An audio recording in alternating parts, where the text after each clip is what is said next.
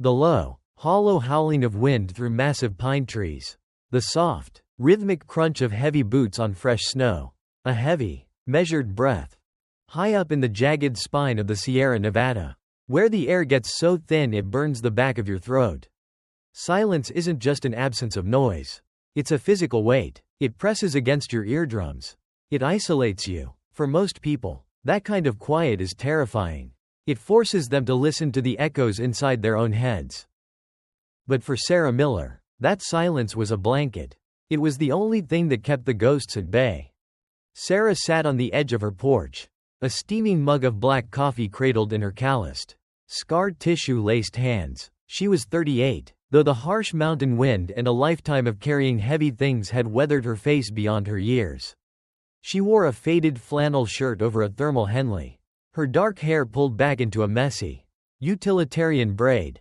If you looked at her from the right side, you'd see a woman with a sharp, calculating jawline and a piercing, whiskey brown eye that missed absolutely nothing. But if you moved to her left, the story changed. A thick, black leather eye patch covered where her left eye used to be. The skin extending from beneath the patch up to her temple was a roadmap of pale, jagged scars, souvenirs from a world she had tried to leave behind. Yemen, 3 years ago.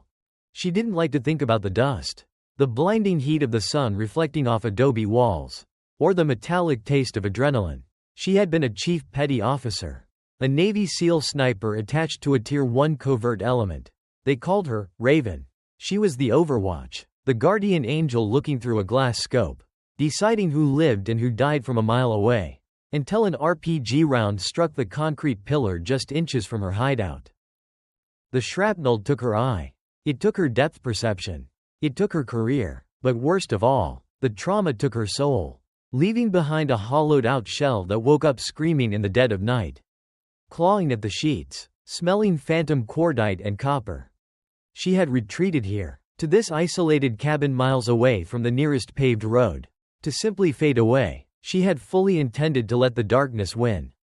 The soft, rhythmic clicking of dog nails on the wooden porch, a low, contented huff of breath.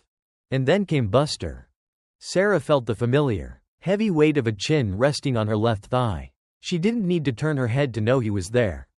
She lowered her hand, her fingers instantly finding the coarse, dense fur behind his ears. Buster was a 70-pound Belgian Malinois. He possessed a coat the color of burnt mahogany, with a striking black mask covering his muzzle. He wasn't a pet. Calling a Malinois a pet is like calling a loaded weapon a paperweight. Buster was a retired FEMA search and rescue K9. For 8 years, he had dug through the rubble of earthquakes, mudslides, and collapsed buildings, searching for the living and recovering the dead. Like Sarah, he was a veteran. Like Sarah, his body bore the toll of his service, a slight stiffness in his hind legs on cold mornings, a torn ear from sharp rebar. And like Sarah, he carried invisible scars. He had been retired after a building collapse trapped him for 2 days, leaving him highly reactive and unadoptable. He was scheduled to be put down. Sarah's old commanding officer had brought the dog to the cabin as a last resort. 2 broken soldiers, dumped at the end of the world.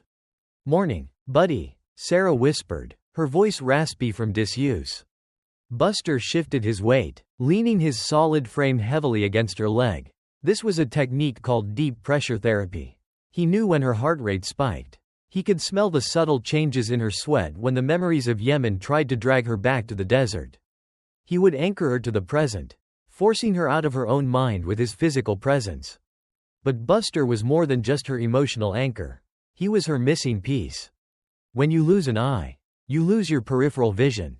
The world on your blind side becomes a dangerous, unknown void. It takes a sniper, someone whose entire life depended on total spatial awareness, and turns them into prey. Buster had figured this out on his own. He never walked on her right side. He was always on her left, his shoulder brushing against her knee. He became her early warning system. If a branch snapped in the woods to her left, Buster's ears would pivot, his body would tense, and Sarah would instantly know exactly where to look. They communicated in a silent language of shifts in body weight, ear flicks, and soft whines. They shared a soul, split between 2 bodies. He had given her back her vision. And she had given him a pack to belong to. Sarah took a sip of her coffee and set the mug down on the railing. All right, she breathed, the cold air turning her breath to smoke. Let's go check the perimeter. She stood up, and Buster was instantly at attention. His intelligent brown eyes locked onto her face. He didn't need a leash. A leash was an insult to the bond they shared. They walked off the porch and into the dense, snow-dusted pine forest. The world was a breathtaking canvas of white, emerald green, and deep, slate gray. The air smelled of sap and frozen earth. Sarah moved with a fluid, silent grace that betrayed her military training. Every step was calculated, rolling from heel to toe to make zero sound. Beside her, Buster mirrored her movements perfectly. He was a shadow moving through the brush. She paused, raising her right hand and closing her fist. Instantly, Buster dropped to his belly in the snow, freezing in place. He didn't pant, he barely breathed. Sarah scanned the tree line with her single, sharp eye. 100 yards out, a large buck was picking its way through the frozen underbrush. She watched it for a long moment, admiring the sheer power and beauty of the animal. In a past life, she would have been calculating windage, bullet drop, and the Coriolis effect. She would have been controlling her breathing, waiting for the pause between heartbeats to squeeze a trigger. Now, she just watched. She opened her hand, and Buster rose silently to his feet. He had seen the buck too, but his training held him back. He looked up at Sarah, seeking her approval. She reached down and patted his ribs twice. Good boy, let him go. They continued their patrol, circling the 20 acres of land she owned. For the first time in 3 years, Sarah realized she hadn't woken up with a nightmare. The crushing weight in her chest, the phantom pain in her left eye, the guilt of surviving when her spotter hadn't, it was all still there. But it was muffled, wrapped in the quiet of the mountain. She looked down at Buster. He was happily sniffing a patch of disturbed snow, his tail wagging in slow, broad strokes. He had saved her. He had pulled her out from the rubble of her own shattered mind. Just as surely as he had pulled victims from concrete debris. In this isolated fortress of pines and snow, they had built a sanctuary. A place where the violence of the world couldn't reach them. A place where the guns were locked away in a floor safe. And the only blood spilled was from the game she hunted to feed them. As they looped back toward the cabin, the morning sun finally broke over the peaks, casting long, golden shadows across the snow.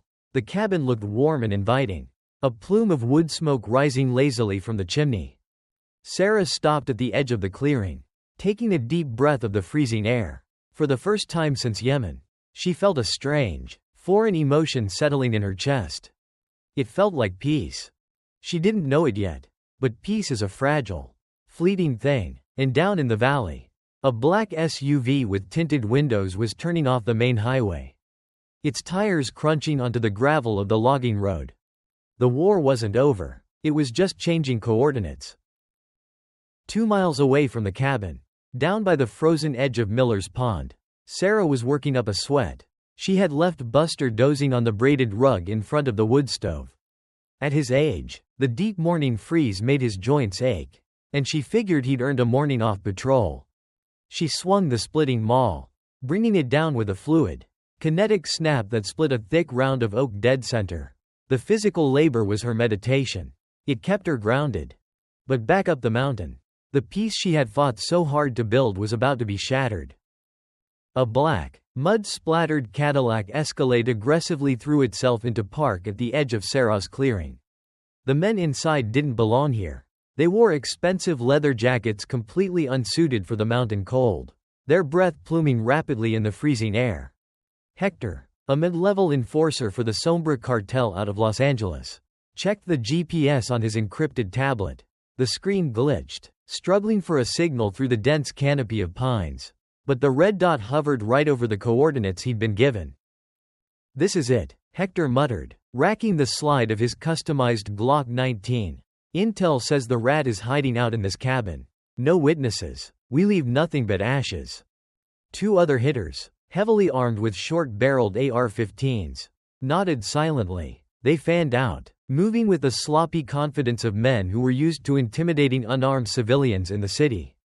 Not navigating the silent, Unforgiving wilderness. They approached the porch. Inside the cabin, Buster's ears twitched. He lifted his heavy head from his paws. The fur along his spine immediately bristled into a rigid mohawk. He didn't whine. He didn't bark. A trained working dog knows the difference between a passing deer and a threat. He caught the scent seeping under the door threshold: cheap cologne, unburned gasoline, and the metallic tang of gun oil. Buster stood up. He positioned himself squarely between the front door and Sarah's bedroom. He was 70 pounds of pure, protective muscle, and this was his pack's den. The front door burst open, cold wind howling into the warm cabin. "Clear the rooms," Hector yelled, stepping inside. He never even saw the blur of mahogany and black fur. Buster didn't hesitate. He launched himself off his hind legs, flying through the air like a guided missile. His jaws clamped down with bone-crushing force onto the forearm of the first hitter through the door.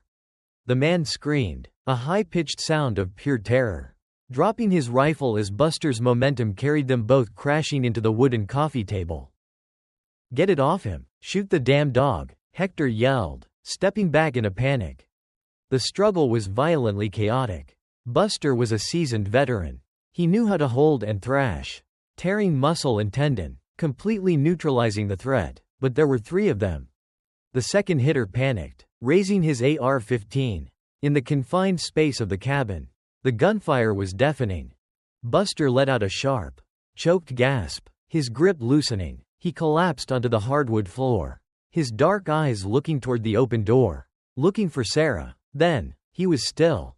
Hector kicked the dog's lifeless body out of the way, his breathing ragged. "Check the back, where's the rat?" They tore the cabin apart, flipping the mattress, smashing the sparse furniture, but finding nothing but women's clothes and survival gear.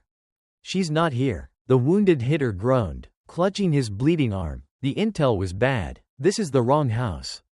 Hector cursed, kicking the overturned table. "Doesn't matter. The boss said no traces.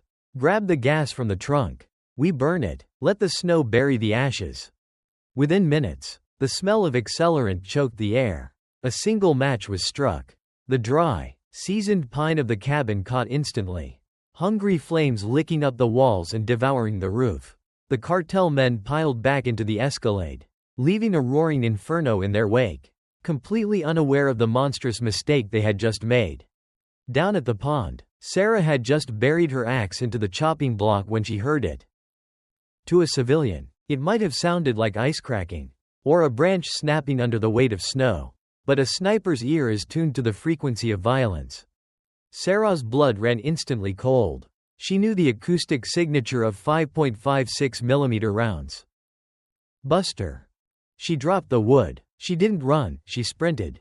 She tore through the dense forest, her lungs burning, branches whipping and scratching at her face. Her single eye focused on the ridge above. As she crested the hill, a thick, black column of toxic smoke blotted out the sun. Her sanctuary was a pyre. The roof had already caved in, sending showers of orange embers spiraling into the gray sky.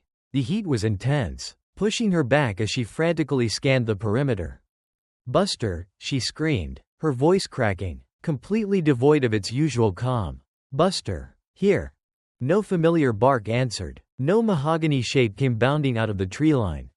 She fell to her knees in the soot-stained snow, the heat of the fire baking her skin. She crawled closer to the burning porch, her eye watering from the smoke, desperately looking for any sign that he had made it out. And then she saw it. Lying in the snow, tossed aside by a careless boot near the shattered remains of the front door, was a heavy, tactical nylon collar. Sarah reached out with trembling, soot-stained fingers. She picked it up. The brass tags jingled faintly. "Buster, FEMA Task Force 4, good boy." It was covered in dark, fresh blood that was already beginning to freeze. The flames roared, but Sarah didn't hear them anymore.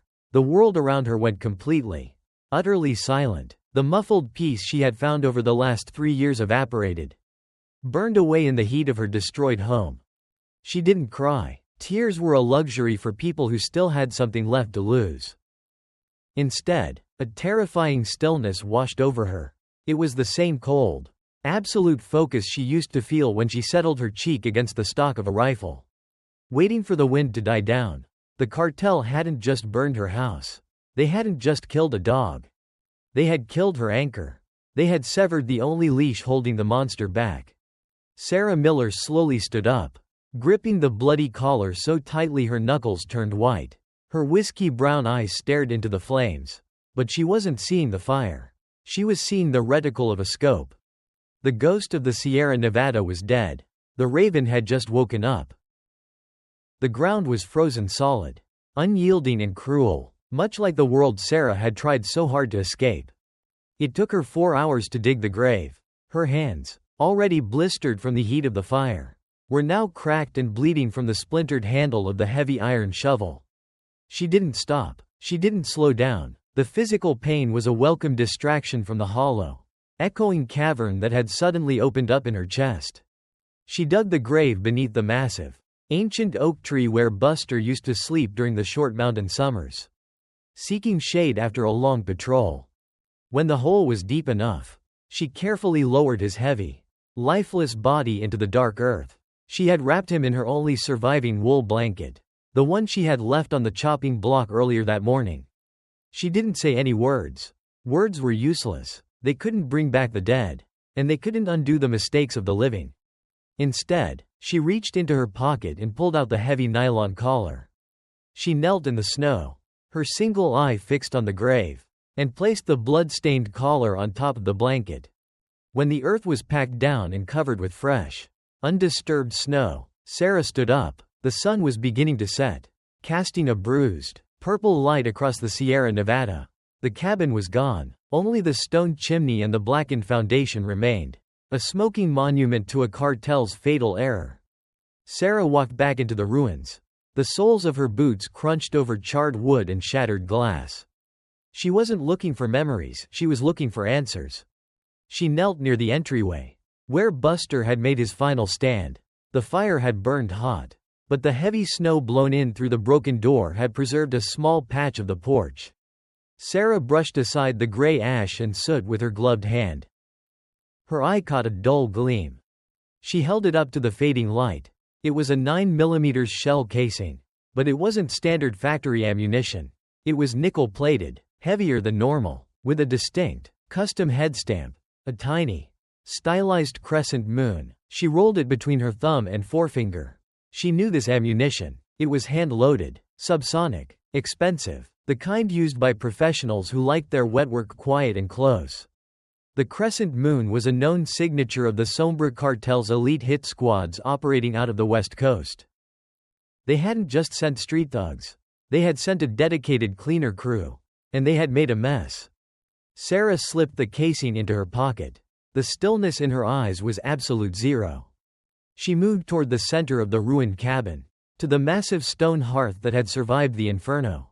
With a grunt of effort, she grabbed the heavy iron grate and threw it aside. Beneath the soot and ash of the fireplace floor was a solid steel plate, completely flush with the stone. She knelt, pressing her thumb against a hidden biometric scanner embedded in the rock face. The steel plate hissed open, revealing a hidden, fireproof sub-cellar. The air inside was dry, smelling sharply of desiccant packets, gun oil, and cold metal. It was the scent of her past life. Sarah descended the short aluminum ladder into the dark. She flicked a switch, and pale LED strip lights flickered to life, illuminating the concrete vault. It wasn't a large room, but it held everything a ghost needed to haunt the living. Against the far wall stood a heavy Pelican transit case, roughly the size of a coffin. Sarah approached it with a slow, deliberate reverence. She popped the 6 heavy composite latches. Nestled in custom-cut, high-density foam was the CheyTac M200 Intervention. It was a masterpiece of lethal engineering, chambered in the massive .408 CheyTac caliber. The rifle was designed for one specific purpose: putting a heavy piece of supersonic copper through a target at distances exceeding 1.5 miles. It featured a heavy, free-floating fluted barrel, a massive muzzle brake to tame the ferocious recoil, and a fully adjustable chassis. Mounted on top was a Nightforce ATAC R7-35x56 telescopic sight. equipped with a custom offset thermal optic that Sarah had specifically modified to accommodate her right eye dominance and missing left eye. She reached out and traced the cold, matte black steel of the bolt handle. For 3 years, she had sworn she would never touch it again. She had promised herself that the war was over. But looking at the rifle now, she realized the truth. The war never ends. It just waits for you to stop paying attention. With practiced, mechanical precision, Sarah lifted the 31-pound rifle from its case. She set the weapon on the armorer's bench and turned to the tactical lockers. The flannel shirt and denim jeans came off. The mountain hermit was stripped away, layer by layer. She pulled on a black, moisture-wicking combat shirt and a pair of reinforced tactical pants. She laced up her lightweight assault boots, pulling the laces tight with a vicious jerk. She strapped a custom Kydex drop leg holster to her right thigh, sliding a heavily modified Glock 19X into place. On her chest, she donned a minimalist plate carrier, snapping in 5 heavy, 7-round magazines of .408 solid copper-turned ammunition. Finally, she stood in front of the small, scratched mirror hanging on the vault door. She stared at her reflection. The woman looking back was a stranger to the peaceful life she had lived yesterday. She reached up and adjusted the black leather patch over her ruined left eye. "They wanted a ghost," she whispered to the empty vault, her voice as cold as the wind howling above. "Now they have one." She grabbed the heavy canvas drag bag containing the M200, slung it over her shoulder, and climbed out of the vault, leaving the lights burning. She didn't bother closing the safe. She was never coming back. Los Angeles doesn't breathe, it suffocates. It's a sprawling, concrete beast that smells of exhaust fumes, ozone, and desperation. For a woman who had spent the last 3 years listening to the wind shear off granite peaks, the ambient noise of the city was a physical assault. Sarah's battered heavy-duty pickup truck rolled into the industrial sprawl of East LA just after midnight. The neon signs of liquor stores and 24-hour laundromats bled red and blue across her windshield. She didn't blink. Her single, whiskey-brown eye was fixed on the road, processing the chaos with the cold detachment of a predator entering a new hunting ground. She parked in a trash-strewn alley behind a dilapidated pawnshop. The sign above the reinforced steel door read, "Sal's Curiosities." Sarah killed the engine. She checked the Glock 19X strapped to her thigh, ensuring a round was chambered, then stepped out into the muggy night air. The door creaked open, revealing a wall of thick cigar smoke and the smell of old paper. "Step into the light, Raven," a gravelly voice rasped from the shadows. "And close the damn door. You're letting the smog in."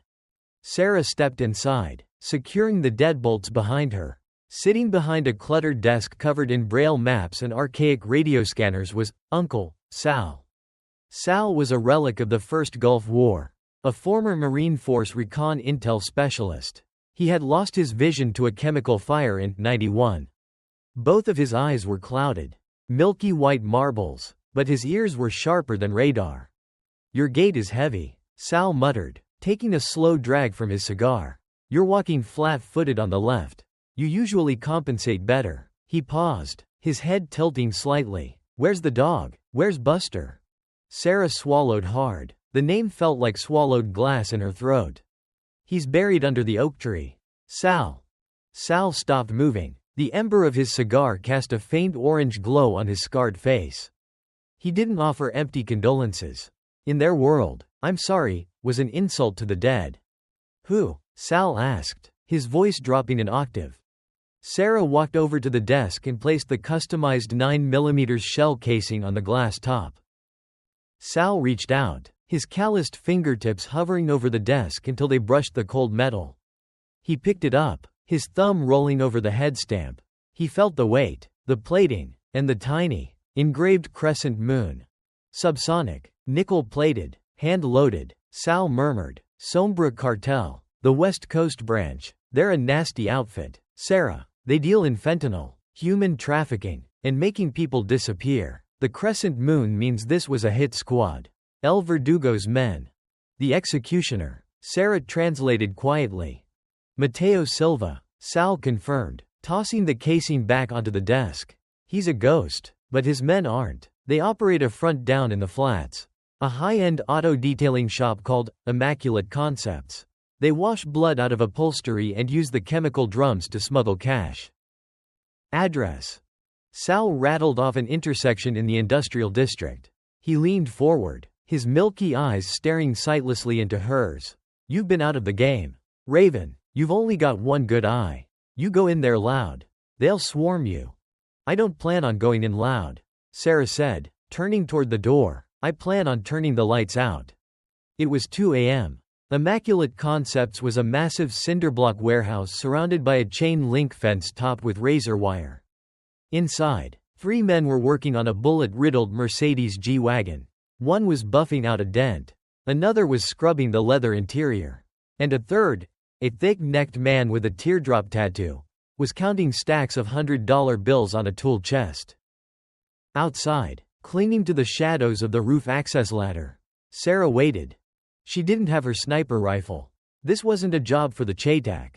This was intimate. She drew a 6-inch, fixed-blade combat knife with her right hand, and unclipped a heavy-duty Surefire tactical flashlight with her left. When you lose an eye, the light is your enemy. Depth perception relies on binocular vision. In a brightly lit room, Sarah was at a disadvantage. But in total darkness, hearing, spatial memory, and instinct took over. In the dark, the playing field wasn't just leveled, it belonged to her. She found the main breaker box on the exterior wall. With a swift thrust of her knife, she popped the metal latch, reached in, and yanked the heavy industrial main switch down. Hey, what the hell? One of the men yelled in Spanish. Check the breaker. Inside, the warehouse was pitch black. The only light came from the faint ambient glow of the city filtering through a single, dirty skylight. Sarah slipped through the side door like a draft of freezing wind. She moved silently, her assault boots making zero sound on the wet concrete. The man who had been buffing the car fumbled for his phone, the screen illuminating his face in a harsh white glow. It was a fatal mistake. Sarah didn't shoot. She closed the distance in 3 rapid, silent strides. She swept his leg, driving the pommel of her knife into his temple as he fell. He was unconscious before his phone clattered to the ground. Carlos? The thick-necked man called out, pulling a pistol from his waistband. Who's there? Sarah raised the flashlight in her left hand, pointing it directly at the man's face, and double-tapped the tail cap button. 1,000 lumens of pure, blinding LED light hit the man right in the eyes, strobing at a disorienting frequency. He screamed, throwing his hands up to shield his face, firing a wild, blind shot into the ceiling.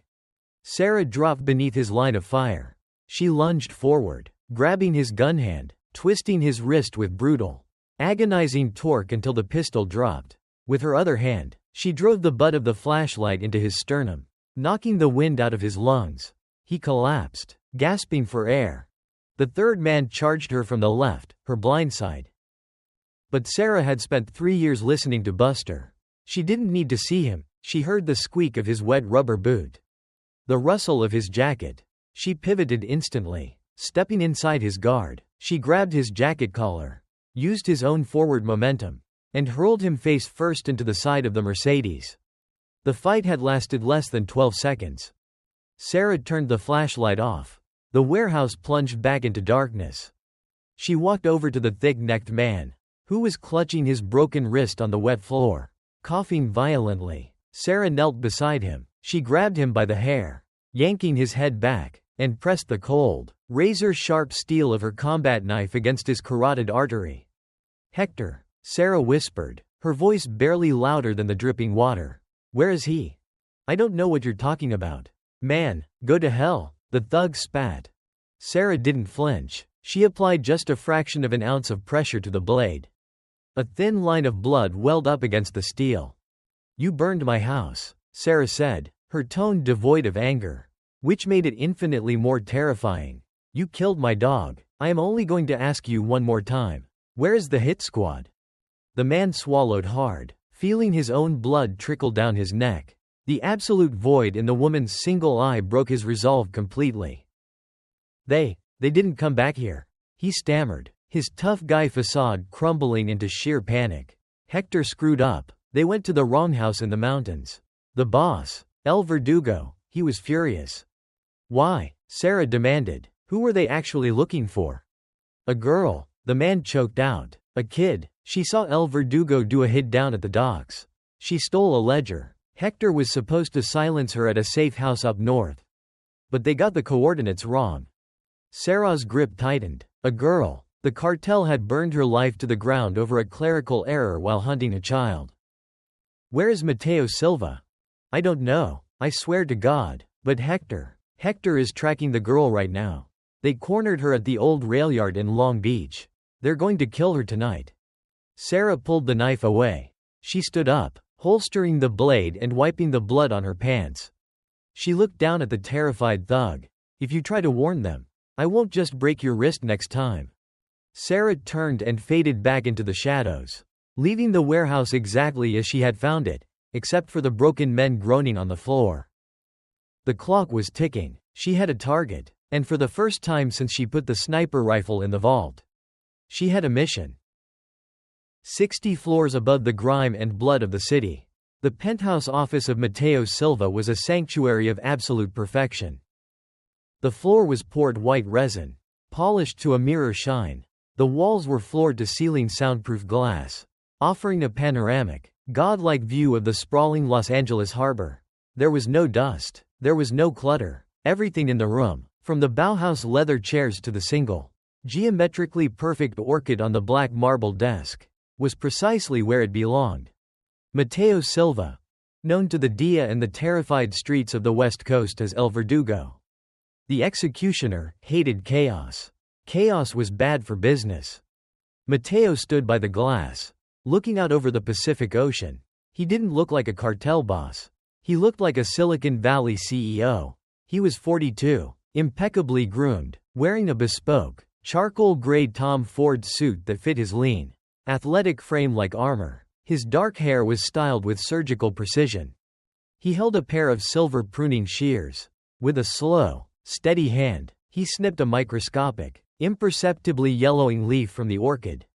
Perfection, Mateo murmured, his voice smooth and devoid of any accent, is not an accident. It is the ruthless elimination of flaws. Standing nervously on the other side of the desk was Hector.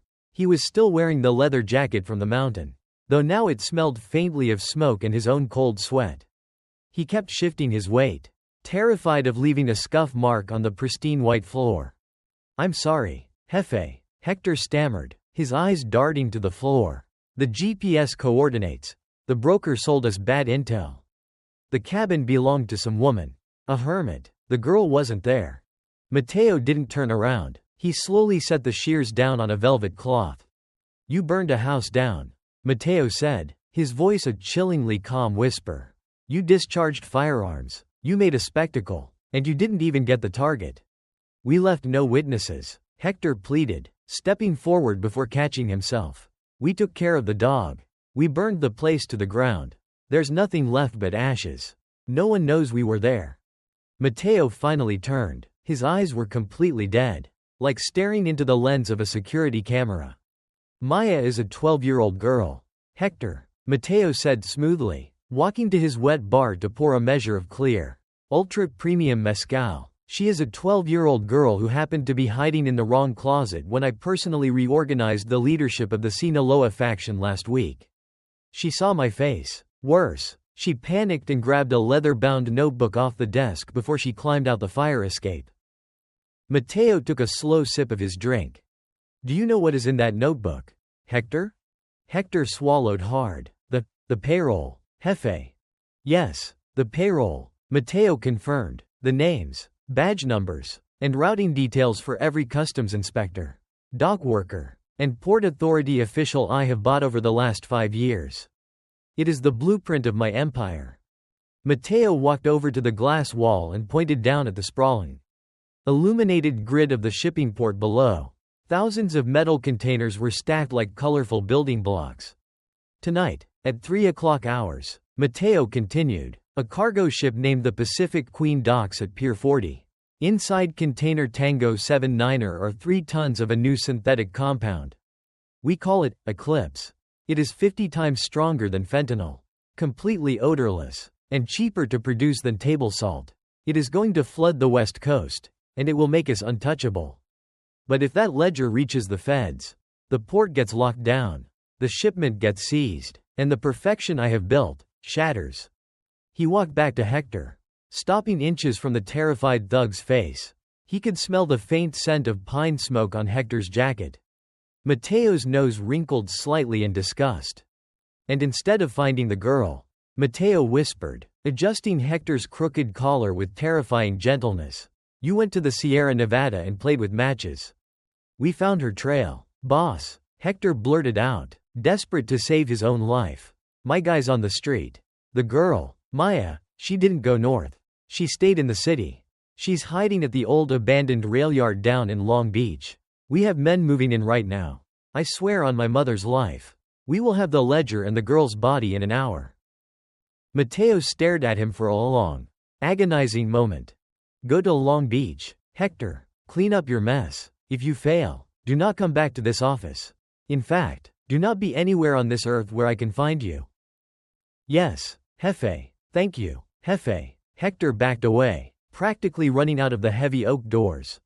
Mateo walked back to his desk. He looked at the flawless orchid. He reached out to touch the velvet cloth, but stopped. There was a speck of dirt on the marble top, a tiny, charred fleck of black ash that had fallen from Hector's jacket. Mateo stared at it, his jaw clenched tight enough to crack a tooth. His heart rate, normally a steady 60 beats per minute, began to spike. Chaos, contamination, a loose end. Hector thought he had left no witnesses at the cabin, but Mateo knew the universe didn't work like that. Violence always leaves a reverberation, an echo, and Mateo Silva was a man who survived by silencing echoes before they reached him. He pressed a button on his intercom.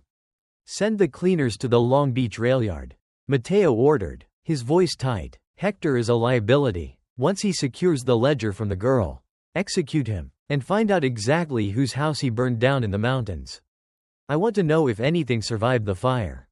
He released the button, picked up a spotless white microfiber cloth, and aggressively wiped the speck of ash off his desk, throwing the cloth into the trash. He looked back out at the city. The shipment was hours away. The girl was cornered. Everything was still under control. But out in the dark, weaving through the heavy smog and the flashing neon lights of the I-710 South, a battered pickup truck was tearing toward Long Beach, and riding inside it wasn't a loose end. It was a reckoning. The Long Beach rail yard was a graveyard of oxidized steel. Rows upon rows of decommissioned freight cars sat rotting on rusted tracks, creating a massive, claustrophobic maze. At 2:45 a.m., a thick, salty marine layer had rolled in from the ocean, blanketing the yard in a dense, freezing fog. Visibility was down to less than 20 feet. Deep within the labyrinth, wedged between a decaying Amtrak passenger car and a corrugated steel shipping container, 12-year-old Maya pressed her hands over her mouth to muffle her own ragged breathing. She was freezing. Her thin denim jacket was soaked through with mist. Clutched tightly against her chest was a black leather ledger. She didn't know exactly what was in it, but she knew it was the reason the man in the bespoke suit had shot her neighbor in cold blood. And she knew it was the reason the men with the guns were hunting her now. "Check the boxcars," a voice yelled in Spanish. It was Hector. He sounded panicked, his voice cracking in the damp air. "Spread out. She has to be here. Find the girl and get the book." Maya squeezed her eyes shut, pressing herself deeper into the rusted alcove. The sweeping beams of their flashlights danced across the metal walls just inches from her face. But Hector wasn't the only predator in the rail yard. At the entrance to the yard, two matte black SUVs rolled to a halt. Out stepped four men wearing black tactical gear, Kevlar vests, and night vision goggles strapped to heavy helmets. They didn't carry flashlights. They moved with terrifying, synchronized military precision. These were Mateo Silva's cleaners. And they had strict orders: retrieve the ledger, kill the girl, and execute Hector for his incompetence. Hector, standing near a rusted locomotive, saw their silhouettes emerging from the fog. He lowered his gun, a wave of relief washing over his face. "Hey," Hector called out. "Over here. The boss sent you? I told him I had her cornered." Hector never finished his sentence. The lead cleaner had raised a suppressed submachine gun and put a single 9mm round through Hector's forehead. The cartel enforcer crumpled to the ground, dead before his knees hit the dirt. Maya gasped, the sound slipping through her fingers. Instantly, the 4 cleaners turned toward the noise. 4 green glowing night vision lenses locked onto the narrow corridor between the trains. They raised their weapons and began to advance, moving like a pack of silent wolves. Maya closed her eyes, waiting for the end. But then, the railyard plunged into absolute, suffocating darkness. 1,000 yards away, perched atop a loading crane, Sarah Miller slowly cycled the bolt of her CheyTac M200 Intervention. She had put a .408 solid copper round straight through the yard's electrical grid. She wasn't going to shoot the cleaners from here. The fog was too thick, and the girl was too close to the line of fire. She had only taken the shot to level the playing field. Sarah slung the massive sniper rifle over her shoulder, grabbed a heavily modified, suppressed Glock 19X, and began her descent. Down in the dark, the cleaners froze. "Hold position," the squad leader whispered into his throat mic. "We have a shooter. Switch to thermal." 4 hands reached up to their helmets, toggling their optics from night vision, light amplification, to thermal imaging, heat detection. But the marine layer was thick, and the freezing fog masked heat signatures, turning the world into a blurry, gray soup. Sarah slipped into the corridor of trains like a phantom. When a sniper loses an eye, they lose their depth perception, the brain's ability to calculate distance using 2 converging images. But Sarah had spent 3 years retraining her brain in the absolute darkness of the Sierra Nevada. She had learned to map a room using only acoustics. She had learned to feel the micro-shifts in air pressure when a body moved past a solid object. She was wearing a specialized, single-eye thermal monocle over her right eye, but she didn't rely on it. She relied on what Buster had taught her. Listen to the silence. Sarah pivoted instantly to her left. A cleaner was rounding the edge of a rusted tanker car, his weapon raised, his thermal goggles scanning for a glowing heat signature. But Sarah was wearing a thermal dampening poncho, a trick from her days in Yemen. To his goggles, she was just another piece of cold, dead steel. She stepped inside his guard before he even registered her presence. Sarah grabbed the barrel of his submachine gun, pushing it upward, while simultaneously driving her Glock under his chin. She pulled the trigger once. The cleaner went limp, and she caught his body, lowering him silently to the gravel so his gear wouldn't rattle.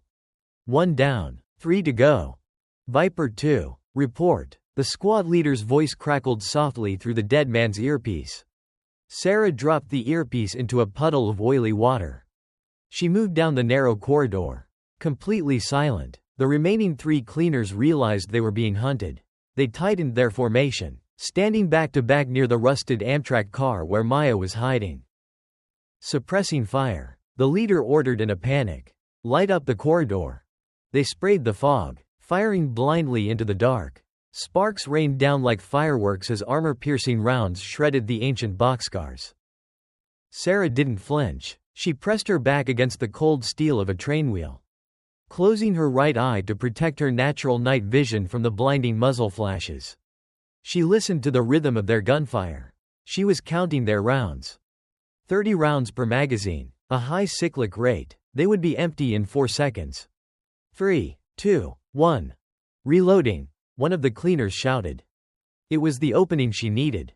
Sarah stepped out from behind the wheel. She didn't aim down the sights at this range. It was pure muscle memory and spatial awareness. 2 controlled double taps. 2 cleaners dropped, their armor-piercing plates useless against headshots placed with mathematical precision. The squad leader was the only one left. He slammed a fresh magazine into his weapon, his thermal goggles desperately scanning the fog. He saw a shape dart behind a concrete pylon. He raised his gun to fire. But the shape wasn't Sarah. It was the heavy canvas drag bag containing her sniper rifle, which she had thrown as a decoy. Before the leader could pull the trigger, a cold, calloused hand clamped over his mouth from behind. A 6-inch combat knife slid smoothly between the Kevlar plates on his side, piercing his lung. Sarah lowered him to the ground, her face completely devoid of emotion. The railyard fell dead silent once more, save for the distant groaning of the foghorn. She holstered her pistol and wiped the blade on the dead man's vest. Sarah turned toward the rusted gap between the trains. She reached up and pulled off her thermal monocle. Tossing it aside, she pulled her flashlight from her belt. But she didn't turn it on. She just held it loosely. "It's over," Sarah said softly. Her voice wasn't the harsh bark of a soldier, it was the gentle, soothing tone she used to use to calm Buster during thunderstorms. "They're gone. You can come out." For a long moment, there was only the sound of dripping water. Then, a tiny, trembling silhouette emerged from the shadows of the Amtrak car. Maya stepped into the dim ambient light, clutching the ledger to her chest like a shield. She was shaking violently, her wide, terrified eyes darting from the bodies on the ground to the towering woman standing before her. Maya looked up at Sarah's face. She saw the grim, soot-stained features, the harsh tactical gear, and the black leather patch covering her left eye. The little girl instinctively took a step back, terrified. Sarah saw the fear. She slowly crouched down, dropping to one knee so she was at eye level with the child. She unbuckled her tactical helmet and set it carefully on the gravel. She wanted to look as human as possible. "I know it looks scary," Sarah whispered, gently touching the edge of her eye patch. "I lost it a long time ago. I used to hide from it." Maya sniffled, her grip on the ledger loosening just a fraction. "Does it hurt?" she asked, her voice a tiny, fragile whisper in the massive yard. "Not anymore," Sarah lied smoothly. She looked into the girl's terrified eyes and saw the same hunted, desperate look Buster had when he was first brought to her cabin. "It's not a wound, Maya," Sarah said softly, repeating the mantra she used to tell herself in the mirror. "It's a lesson. It reminds me to never look away when things get dark. And right now, I am looking right at you. I'm going to get you out of here." Sarah held out her scarred, calloused hand. Maya looked at the hand, then up at the single, whiskey-brown eye that held a fierce, unbreakable warmth. Slowly, the little girl reached out and placed her small fingers in Sarah's palm. "They didn't go to a hospital. They didn't go to the police. When a cartel like Sombra is hunting you, a uniform is just a price tag. And a hospital waiting room is a death trap." Sarah drove them to an abandoned, off-the-grid RV park deep in the Mojave Desert, 2 hours east of Los Angeles. She had an old Airstream trailer stashed out here under a rusted aluminum awning. A ghost house she had bought with cash years ago, just in case the demons of Yemen ever found her in the mountains. Inside the cramped, metallic space, the air was dry and smelled of dust and old canvas. Maya sat wrapped in a heavy thermal mylar blanket on the small kitchenette bench. The 12-year-old was shivering, not from the cold, but from the adrenaline leaving her system. The shock was setting in. Sarah stood on the other side of the narrow galley. She had stripped off her tactical gear. She was wearing a simple black t-shirt, her scarred arms exposed. She was methodically checking the chamber of her Glock, wiping down the slide with an oily rag. "Drink the water," Sarah said, her voice low and even. "All of it. Your body is crashing." Maya looked at the plastic bottle on the counter, then up at Sarah. The little girl's eyes lingered on the black leather patch covering Sarah's left eye. But she didn't pull away this time. "Who are you?" Maya asked, her voice raspy. "Hector. The man in the railyard. He said you were a hermit. But you don't fight like a hermit." "My name is Sarah," she replied, slotting a fresh magazine into the grip of the pistol. "And I used to be a soldier. A long time ago. Are you going to take me to the cops?" Sarah stopped wiping the gun. She looked at the battered, black leather notebook sitting on the formica table between them. The ledger. Maya had refused to let it go until they were inside the trailer. Sarah reached out and flipped the book open. The pages were filled with meticulous, handwritten columns, names, dates, offshore bank routing numbers. But what made Sarah's blood run cold were the badges. Half the Long Beach Port Authority was in the book.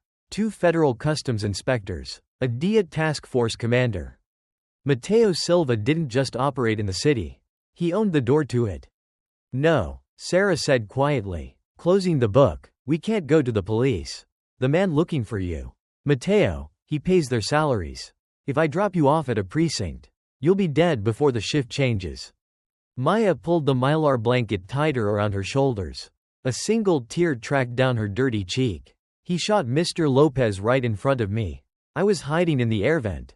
He didn't even blink. He just shot him. Because Mr. Lopez wouldn't let him use his warehouse. Sarah felt a familiar, agonizing tightening in her chest. She closed her single eye for a fraction of a second. And in the darkness, she saw Buster's bloody collar lying in the snow. Mateo Silva and his men were a plague. They consumed everything innocent that crossed their path, leaving nothing but grief and ashes in their wake.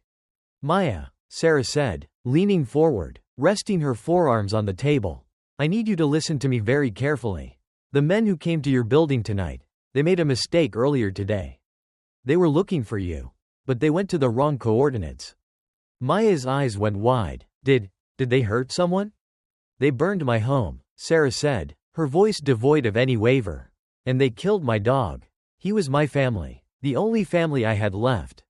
The little girl gasped, bringing a hand to her mouth.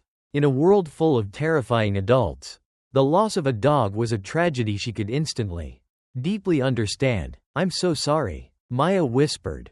Don't be, Sarah replied, standing up. It wasn't your fault, but it means that you and we are hunted by the same ghost. And we have a choice to make. Sarah walked over to the heavy canvas drag bag resting on the narrow bed. She unzipped it. She pulled out the massive CheyTac M200 Intervention sniper rifle, resting the heavy barrel on the mattress. I came down from the mountains to put a bullet in Mateo Silva's head. Sarah explained, her tone purely tactical, stripped of emotion. That is the easy part. 1,000 yards, a clean line of sight, and he is erased. But if I kill him tonight, his lieutenants take over tomorrow. The cartel survives. The men in this ledger will still be looking for you. You will spend the rest of your life looking over your shoulder. Sarah turned back to Maya. The single, whiskey-brown eye was completely illuminated by the harsh overhead light. It wasn't the eye of a grieving woman anymore. It was the eye of a predator calculating a war. Sarah continued, her voice dropping to a terrifying whisper. We use this ledger. We don't just cut off the snake's head. We burn the nest. We destroy his money, his drugs, and his infrastructure. We make him watch his empire crumble to dust before he dies. If we do that, there is no one left to hunt you. You get your life back. Maya stared at the massive sniper rifle, then at the ledger, and finally at Sarah. The girl was young, but trauma forces you to grow up fast. Can you do it? Maya asked. Can one person fight an entire army? Sarah didn't smile. She reached into her pocket and pulled out the custom, silver-plated 9mm shell casing she had found in the ashes of her cabin. She set it gently on top of the ledger. They think they are the apex predators in this city, Sarah said, her voice as cold as the Sierra Nevada wind. They think they control the dark. But they forgot one thing. What? Maya whispered. I was born in it. Fear is a highly contagious disease. In the criminal underworld, it spreads faster than any virus. And over the next 72 hours, Sarah Miller became an epidemic. She didn't fight Mateo Silva on his terms. She didn't march up to his penthouse or engage his armies in the streets. She used Maya's ledger to systematically dismantle his empire, piece by piece. From the shadows, she became a phantom, La Fantasma Tuerta, the one-eyed ghost. Day 1. The supply line. 40 miles outside of Barstow. A convoy of 3 up-armored Chevy Suburbans tore down a sun-baked desert highway. They were transporting $10 million in bulk street cash to a laundering facility in Nevada. 1,520 yards away, nearly a full mile, Sarah lay perfectly still on the rocky precipice of a limestone ridge. She was wearing a desert camo ghillie suit, blending seamlessly into the arid landscape. The heavy barrel of the CheyTac M200 Intervention rested on a bipod, pointed down into the valley. At this distance, shooting wasn't just pulling a trigger, it was applied physics. Sarah's right eye stared through the Nightforce optic. Her mind was a supercomputer processing the variables. Distance: 1.520 yards. Wind: full value from the left at 8 miles per hour. Temperature: 92 degrees. Barometric pressure: 29.1. She even had to account for the Coriolis effect, the actual rotation of the Earth beneath the bullet during its flight. She adjusted her elevation turret. Click, click, click. She exhaled slowly, letting her lungs empty completely. She found the natural pause between her heartbeats. The world narrowed down to the crosshairs. She squeezed the trigger. The massive .408 solid copper projectile left the muzzle at over 3.000 feet per second. For 2 full seconds, the desert was completely silent. The bullet was in the air, arcing perfectly through the blue sky. Down on the highway, the driver of the lead Suburban was reaching for his radio. He never touched it. The armor-piercing round slammed directly through the reinforced grille of the lead vehicle, violently shattering the heavy V8 engine block. The Suburban seized instantly, its front tires locking up. It flipped violently end over end, crashing into the desert scrub in a cloud of dust and twisted metal. The 2 trailing vehicles slammed their brakes, swerving wildly to avoid the wreck. Heavily armed cartel soldiers poured out, raising their assault rifles, scanning the empty desert. They had no idea where the shot came from. There was no muzzle flash, no smoke, just the devastating hand of God reaching down from a mile away. Sarah didn't fire a second shot. She didn't need to. She simply chambered the spent brass casing, slipped it into her pocket, and faded backward into the rocks. The convoy was immobilized, the cache stranded, and the terrified survivors were already calling Mateo, telling him they were under attack by an invisible army. Day 2. The product. At 3 a.m., the port of Los Angeles was bathed in harsh orange sodium light. Container Tango 79er sat isolated in a restricted holding area, guarded by 6 of Mateo's heaviest mercenaries. Inside was the Eclipse, the synthetic drug shipment meant to solidify Mateo's absolute control over the West Coast. Sarah didn't use the rifle tonight. She used the dark. She infiltrated the port via the freezing water, wearing a sleek black wetsuit and rebreather gear she had salvaged from her Navy SEAL days. She pulled herself up the concrete pylons, a dripping, silent shadow. The guards were bored, smoking cigarettes and scrolling on their phones. They relied on the perimeter fences and the corrupted Port Authority to keep them safe. They never heard her. Sarah moved with brutal efficiency. A suppressed double tap to the 2 men on the catwalk. A thrown combat knife into the throat of the man by the door. A vicious, bone-breaking martial arts takedown on the remaining 3 before they could even unholster their weapons. She breached the heavy doors of Tango 79er. Inside, stacked to the ceiling, were hundreds of plastic-wrapped kilos of the lethal white powder. Sarah opened a heavy canvas duffel bag. She didn't come to steal it. She came to send a message. She pulled out 4 bricks of military-grade C4 explosive, molded them directly onto the main structural pillars of the container, and jammed commercial blasting caps into the clay. She set the digital timer for 3 minutes. 60 floors up in his pristine downtown penthouse, Mateo Silva was losing his mind. His phone was ringing incessantly. Lieutenants were panicking. Safe houses were going dark. The perfectly ordered ledger of his life was being torn to shreds by a woman he couldn't even see. He stood by the glass wall, staring out over the city, a glass of expensive scotch trembling slightly in his hand. For the first time in his life, El Verdugo felt the cold grip of genuine fear. Mateo flinched. He looked down toward the harbor. A massive, brilliant fireball erupted into the night sky, blooming like a horrific orange flower against the dark clouds. The shockwave rattled the reinforced glass of his penthouse a full 5 seconds later.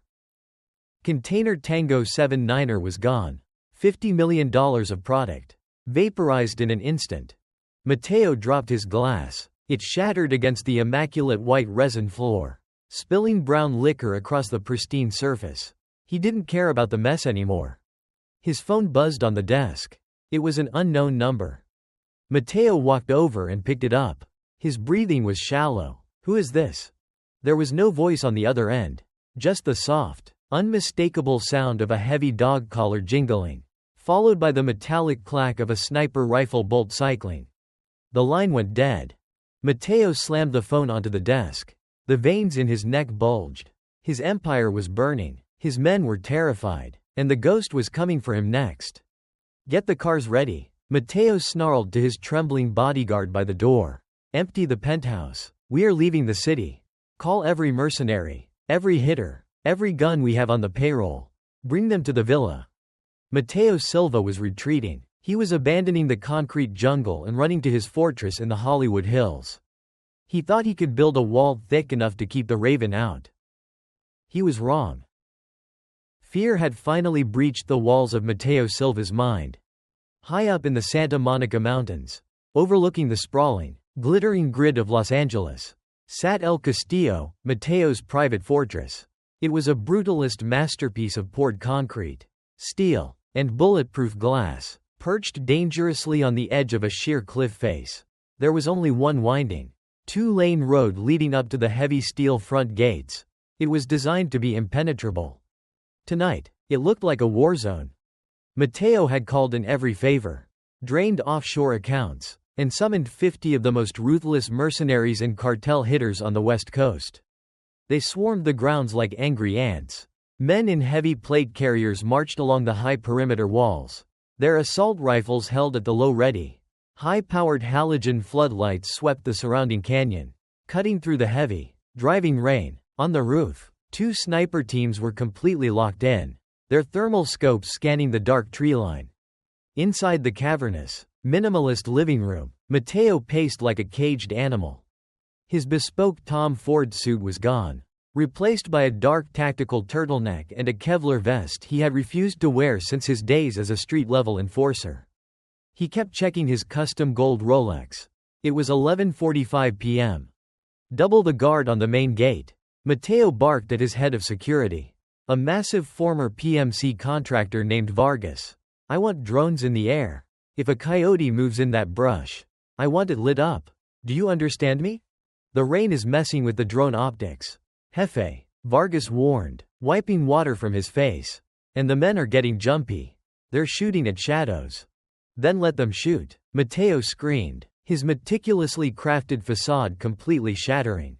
He grabbed Vargas by the collar of his tactical vest. She blew up $50 million of my product. She slaughtered the cleaners. She is coming for me. Vargas, do whatever it takes, but do not let that one-eyed bitch inside my house.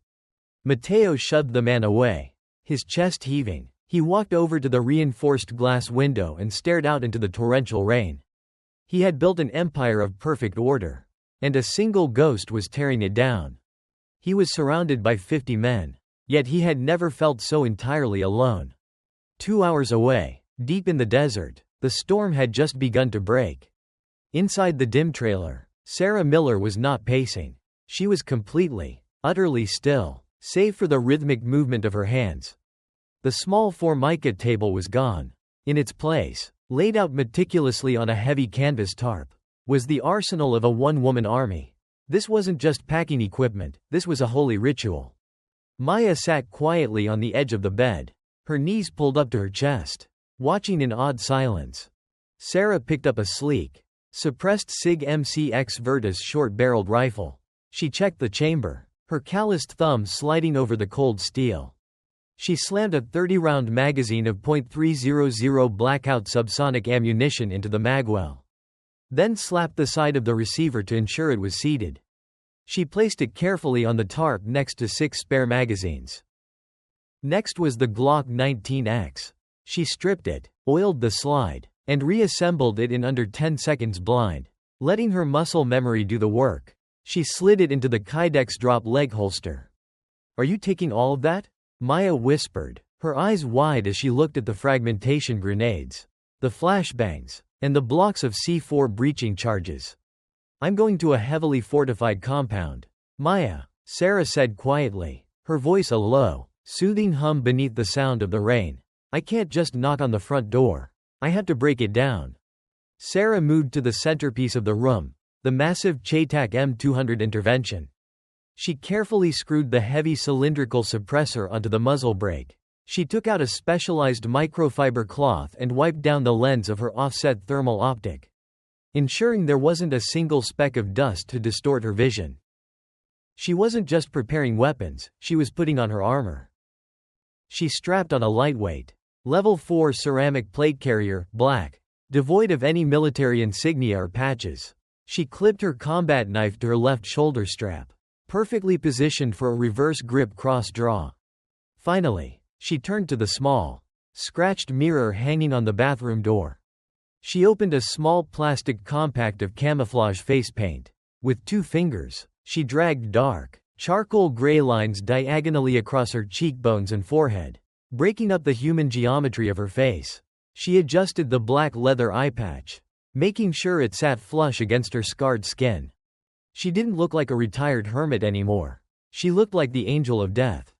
Sarah turned back to Maya. She reached into her tactical vest and pulled out a cheap, prepaid burner phone. She walked over and gently placed it in the little girl's hands. "Listen to me," Sarah said, dropping to one knee so she was eye level with Maya. "I have locked the deadbolts. The windows are barred. There is enough food and water in the pantry for a week. Do not open the door for anyone." Maya gripped the phone tightly, her bottom lip trembling. "Are you coming back?" Sarah looked at the girl. She could lie. It would be easier to lie. But Sarah respected Maya too much for that. "I don't know," Sarah answered honestly, her single eye locking onto Maya's. "There are a lot of men between me and Mateo. But I promise you this, by the time the sun comes up, no one from that cartel will ever look for you again. You are going to be free." Sarah pointed to the burner phone. "I have programmed one number into that phone. A man named Uncle Sal. If I do not walk through that door by sunrise, you hit send. He will send someone he trusts to come get you. He will keep you safe." Maya nodded slowly, a tear finally spilling over her eyelashes. Without warning, the little girl lunged forward, wrapping her thin arms tightly around Sarah's neck, burying her face into the cold, hard ceramic plates of the tactical vest. Sarah froze for a fraction of a second. She wasn't used to being touched. She wasn't used to being loved. But then, she slowly raised her scarred, heavily tattooed arm and wrapped it around the girl's small back, holding her tight. "Thank you," Maya sobbed into her shoulder. "For everything. Keep the door locked, kid," Sarah whispered, her voice tightening just a fraction. Sarah stood up. She grabbed the heavy canvas drag bag containing the sniper rifle and slung the suppressed SIG MCX across her chest. She pulled up the hood of her black, waterproof tactical jacket, casting her face into deep shadow.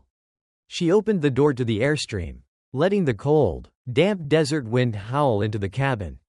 She didn't look back. She stepped out into the storm, the heavy door slamming shut behind her with a final, metallic thud. Nature is the ultimate equalizer.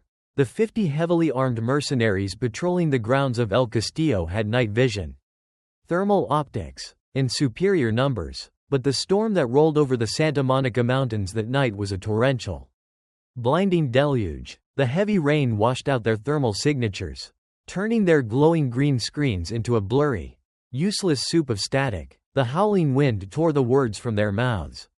They were blind, but the raven was right at home. Part 1. The Long Game. 800 yards across the canyon, perched on a muddy, unstable ridge, Sarah Miller lay completely prone in the pouring rain. She didn't use a thermal scope. She relied on the massive Nightforce ATAC-R glass, cutting through the darkness with pure optical clarity. The heavy barrel of the CheyTac M200 rested on its bipod, sinking slightly into the mud. Through the scope, she watched the roof of Mateo's modern, concrete fortress. 2 sniper teams were huddled under an overhang, trying to keep their optics dry. Sarah breathed in the cold, wet air. She watched the sky. She calculated the distance to the storm center. Flash to bang. She had roughly 3 seconds. She settled her crosshairs directly on the chest plate of the first cartel sniper. She used the thunder to mask the supersonic crack of the .408 round. Through the scope, the first sniper simply ceased to exist, thrown backward into the concrete wall by the massive kinetic energy of the solid copper bullet. The second sniper turned, his mouth opening in a scream that the wind swallowed whole. Sarah cycled the bolt. Clack clack. She didn't wait for the next thunderclap. She pulled the trigger. The second sniper dropped. Over the next 4 minutes, Sarah played a terrifying game of subtraction. She eliminated the 4 men in the guard towers, timing her shots with the rolling thunder. She shot the high-powered halogen floodlights, plunging the perimeter into absolute, suffocating darkness. Panic finally erupted in the courtyard. "Sniper! We have a sniper!" a mercenary screamed into his radio. Firing blindly into the canyon. Tracers lit up the rain like deadly fireflies, completely missing Sarah's ridge. Sarah didn't retreat. She abandoned the heavy sniper rifle, covering it with her canvas drag bag. The long game was over. It was time to go to work. She pulled the suppressed SIG MCX Virtus across her chest, drew her combat knife, and began her descent into the valley. Part 2. The Infiltration. The remaining mercenaries were focused on the canyon, waiting for the invisible sniper to fire again. They never expected her to cross the gap. Sarah breached the rear perimeter through a drainage culvert. She emerged into the manicured, flooded gardens of the inner courtyard like a creature born from the mud. 3 guards were running toward the eastern wall. Sarah stepped out from behind a marble statue. 3 headshots. 3 bodies hitting the flooded grass. She didn't break stride. She reached the heavy, reinforced glass of the rear patio doors. She slapped a small, square block of C4 onto the locking mechanism, jammed a detonator in, and stepped back around the concrete pillar. Sarah pivoted around the pillar, stepping through the smoking ruins of the door. Inside, the villa was a labyrinth of stark white walls and minimalist furniture, currently bathed in the strobing red light of the emergency security system. 5 cartel hitters charged down the main hallway, assault rifles raised. Sarah didn't have depth perception, so she didn't try to aim down the long corridor. She moved laterally, utilizing a modified center-axis relock stance, keeping the rifle pulled tight to her chest, maximizing her close-quarters maneuverability and spatial awareness. She became a blur of lethal geometry. She fired a 3-round burst, dropping the lead man. The others returned fire, shattering priceless vases and tearing holes in the drywall. Sarah dove forward, sliding across the blood-slicked hardwood floor, completely underneath their line of fire. As she slid, she transitioned to her Glock 19X. She shot the second man in the knee, shattering his patella, then put a round through the third man's chest as she rolled to her feet. The fourth man lunged at her with a tactical tomahawk. Sarah sidestepped, driving her left elbow directly into his throat, crushing his windpipe, before using him as a human shield against the fifth man's gunfire.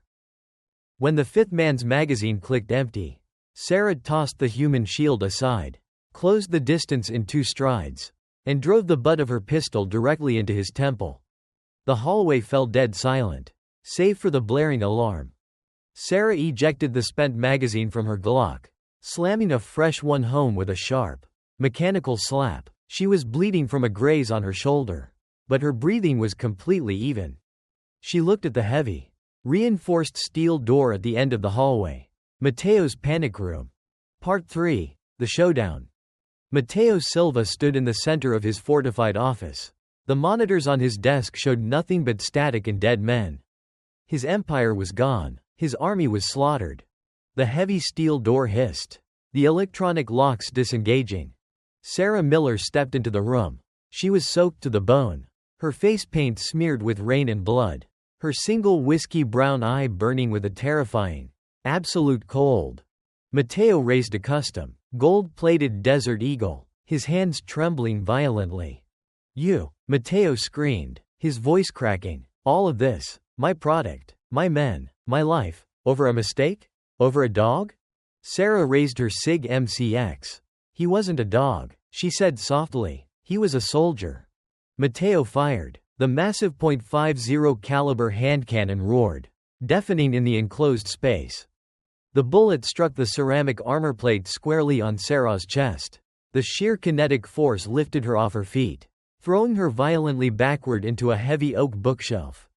Sarah gasped. The wind completely knocked out of her lungs. Her ribs screamed in agony. The armor had stopped the penetration, but the blunt force trauma was devastating. Mateo let out a ragged, hysterical laugh. He walked slowly around the desk, keeping the massive handgun pointed at her.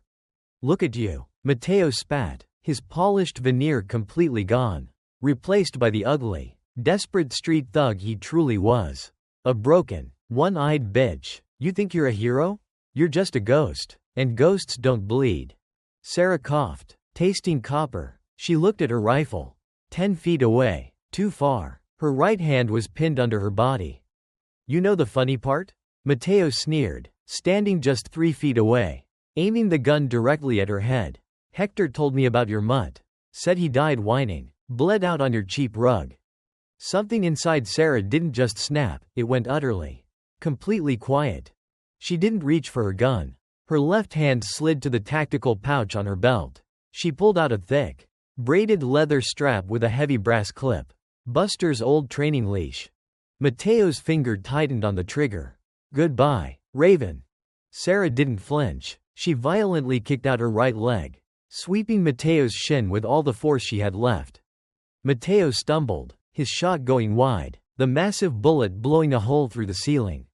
Before he could recover, Sarah exploded upward off the floor. She didn't go for the gun. She stepped entirely inside his guard, wrapping the heavy leather leash around the back of his neck, crossing her wrists, and pulling backward with bone-crushing force. Mateo dropped the gun, his hands flying up to tear at the leather digging into his throat. Sarah pivoted, driving her knee into the small of his back, using his own body weight to drag him down to the floor. She wrapped the leash tighter, her forearms locking into a flawless blood choke. He didn't whine, Sarah whispered, her voice an icy rasp directly in Mateo's ear. Mateo thrashed wildly, his polished shoes kicking against the floor. He clawed at her scarred arms, drawing blood, but her grip was like industrial steel. He died defending his home. Sarah continued, pulling the leather tighter. He died a warrior. You are going to die a coward.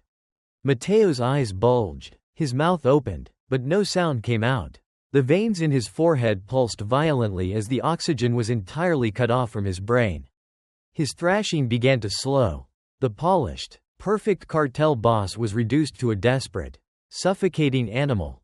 Sarah held the pressure. She felt his heart rate spike, then flutter, then finally, stop.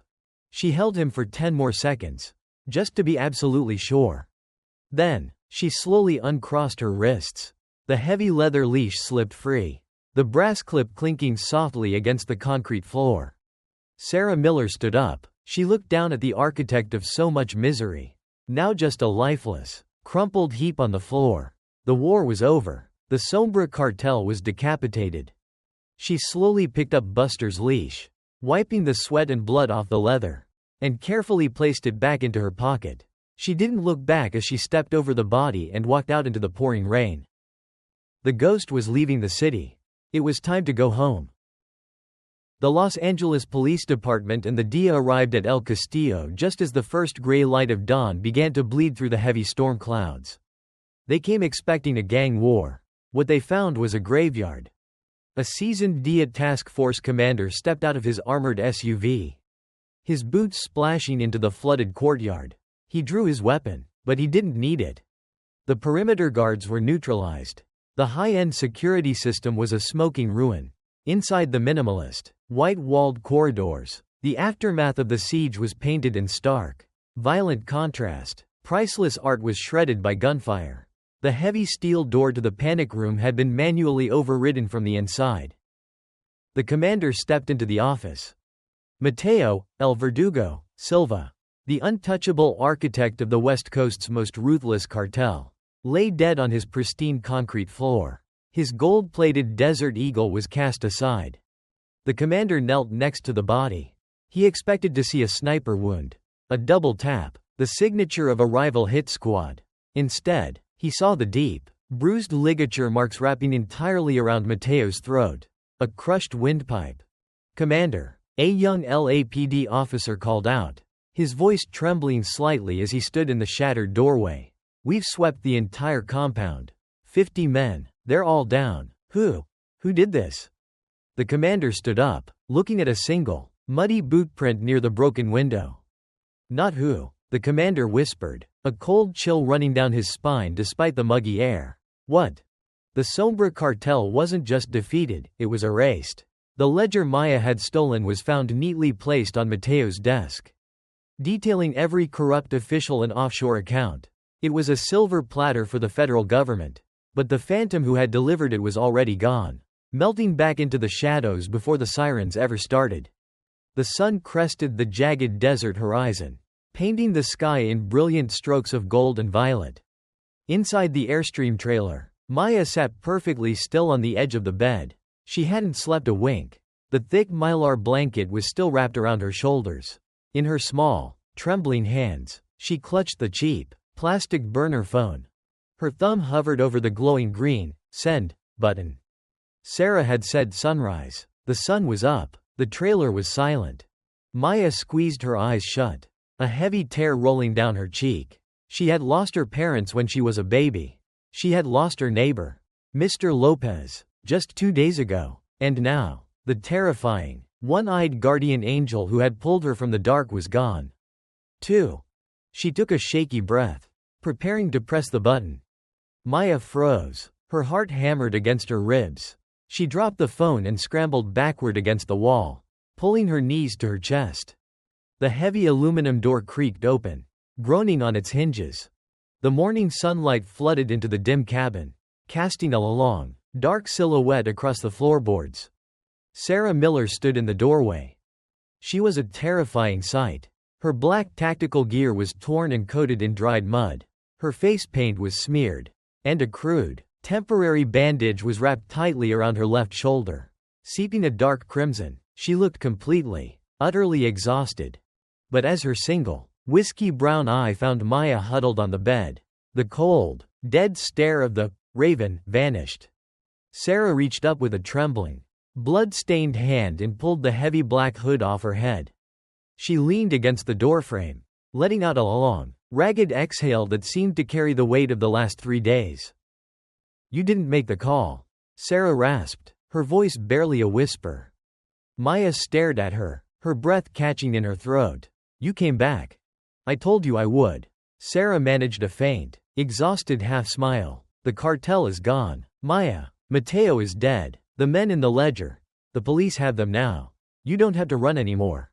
Maya didn't hesitate. She threw off the mylar blanket, ran across the narrow galley, and threw her arms around Sarah's waist, burying her face into the cold, muddy ceramic plates of her armor. Sarah winced slightly at the pain in her ribs, but she didn't pull away. She dropped her canvas drag bag to the floor, wrapping her scarred arms around the little girl, holding her tight against the morning chill. For the first time since the fire in the mountains, Sarah let her single eye close, and she felt the heavy, suffocating ice around her heart finally begin to melt. 3 months later, the coastal town of Monterey, California, was a world away from the smog and violence of Los Angeles. Maya sat on the porch of a beautiful, modest craftsman home. She was wearing a bright yellow sundress, her hair neatly braided. Uncle Sal had made good on his reputation. He had used his vast network to pull strings, ensuring Maya was placed with a loving, vetted foster family far away from the city's grip. A small, unmarked cardboard box sat on the wooden porch swing next to her. It had arrived in the morning mail, bearing no return address. Maya carefully cut the packing tape with a pair of scissors. Inside the box rested a brand-new, high-end laptop for her schoolwork. Beneath it was a thick, sealed envelope from a Swiss bank. Inside the envelope was an irrevocable trust fund document, seeded with $3 million of Mateo Silva's aggressively repurposed, laundered cash. Her future was entirely, unquestionably secure. But it was the item at the very bottom of the box that made Maya's breath catch. It was a small, worn Polaroid photograph. Maya picked it up delicately. The picture showed a magnificent Belgian Malinois with a dark, intelligent mask, sitting proudly on a snow-covered porch in the mountains. The dog was looking off camera, his ears perked up, full of life and loyalty. Clipped to the back of the photograph was a small, handwritten note on heavy cardstock. "The dark will always be there. Just remember to never look away. S." Maya smiled, a genuine, radiant smile that reached all the way to her eyes. She held the picture of Buster against her chest, looking out at the calm, rolling waves of the Pacific Ocean. She was safe. And somewhere out there, the ghost was watching over her. Far to the north, deep in the untamed wilderness of the Bitterroot Mountains of Montana, The air was crisp and smelled of pine needles and wood smoke. It was a different kind of quiet than the Sierra Nevada. It wasn't the heavy, isolating silence of a woman trying to disappear. It was the peaceful, living quiet of a woman who had finally found her ground. A new cabin stood on the edge of a jagged cliff, overlooking a vast, sweeping valley of evergreen trees. It was sturdy, built from thick cedar logs, with reinforced steel plating hidden cleverly behind the dry wall. Old habits die hard. The heavy screen door creaked open. Sarah Miller stepped out into the golden hour of the late afternoon. The harsh, tactical gear was gone, replaced once again by faded denim, a thick flannel shirt, and a worn leather jacket. Her dark hair was loose, blowing gently in the mountain breeze. The fresh scars on her neck and the faint limp on her left side were just new chapters written into the roadmap of her skin. She walked to the edge of the porch, holding a steaming mug of black coffee in her right hand. She didn't come out alone. Tumbling out from beneath the screen door was a wildly uncoordinated, scruffy ball of black and tan fur. He was a German Shepherd mix, barely 4 months old, with paws 3 sizes too big for his body and a left ear that completely refused to stand up. Sarah had found him a month ago at a high-kill shelter in Spokane. He was the runt of the litter, terrified of loud noises, and hiding in the back of his concrete run. When Sarah had knelt down and reached her scarred hand through the chain link, the little pup hadn't cowered. He had slowly crawled forward and rested his chin against her palm. 2 broken souls, making a pact. He wasn't Buster. No dog could ever replace the Belgian Malinois who had pulled her from the dark. Buster was a legend, but this little guy? He was the future. Easy, Scout, Sarah murmured, her voice warm and smooth, completely devoid of the icy rasp that had terrified the cartel. Scout let out a tiny huff and immediately sat down next to her left boot. Just like Buster had taught him in spirit, the puppy instinctively anchored himself to her blind side, acting as her little early warning system. Sarah smiled, a real, genuine smile that crinkled the corner of her whiskey-brown eye. She reached down, her calloused fingers burying into the soft fur behind the pup's floppy ear.